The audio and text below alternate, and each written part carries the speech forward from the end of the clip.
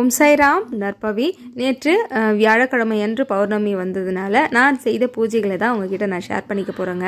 நாம் சிலைகள் வைத்து வழிபாடு செய்கின்றோம். அதை தினமும் அபிஷேகம் பண்ண முடியல அப்படின்னாலும் மாதத்தில் ஒரு முறை, அதுவும் பௌர்ணமி தோறும் இந்த மங்கள தீர்த்தம் கொண்டு அபிஷேகம் பண்ணிட்டு நம்ம பூஜை பண்ணுறது ரொம்ப ரொம்ப சுபிஷத்தை தரும். வியாழக்கிழமை பௌர்ணமி வர்றது ரொம்ப ரொம்ப அபூர்வங்க. இந்த நாளில் நம்ம விபூதியால் அர்ச்சனை பண்ணி இந்த விபூதியை பாபாவின் கரம் தொட்டு வருவதால் அது உதியாக மாறி நம்ம வீட்டில் மருந்தாக எப்போவுமே நம்ம பயன்படுத்திக்கலாங்க.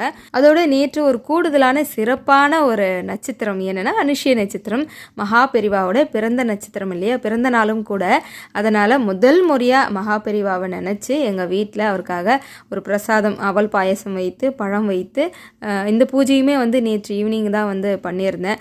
ரொம்ப திருப்தியாக இருந்தது, ரொம்ப ரொம்ப சந்தோஷமாக இருந்தது. பௌர்ணமியில் நம்ம செய்யக்கூடிய பூஜையானது இன்னும் இரட்டிப்பு பலனை தரும்.